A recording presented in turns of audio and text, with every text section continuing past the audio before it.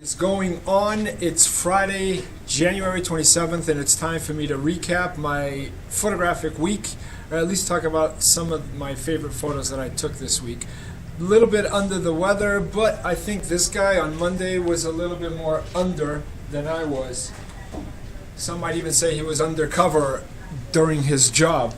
But it's funny, that was at Custom House Square in downtown New Bedford. It's one of these historic buildings that is undergoing a major renovations inside and out. So it's always cool to see, the hard effort that it goes to put together a project like that.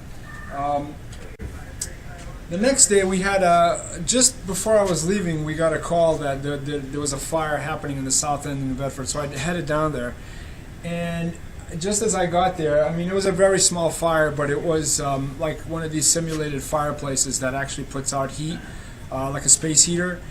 Basically, it caught fire, and luckily the whole building didn't go up.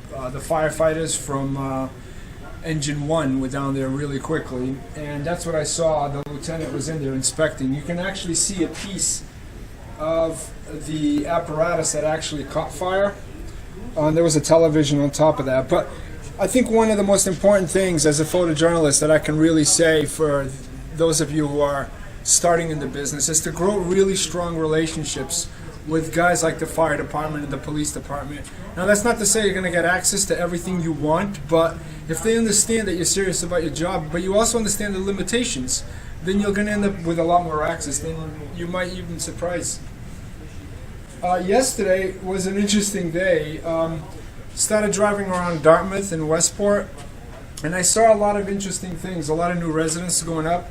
But again, this is like one of those things that it's simply a matter of waiting for the right moment. I could see it was a guy going back and forth on that bottom level, so just the way it worked out, it was really cool. It almost reminds me of like, the Finding Bigfoot kind of thing.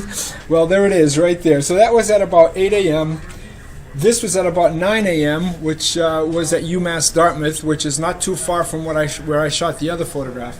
Again, me just walking around and looking at different things, and the way that the photograph is separated into different panels with different subjects in them is really what makes the photograph incredibly interesting. Not just to see what originally your eye goes towards, but then you start discovering all the different panels inside the photograph itself. So that was at 9, and then I came back towards New Bedford, and I walked around a little bit, and I decided to go to City Hall. And New Bedford City Hall has the oldest running elevator in the entire country. It's an Otis elevator, and I believe it was completed in like 1912 when they changed the locations for City Hall.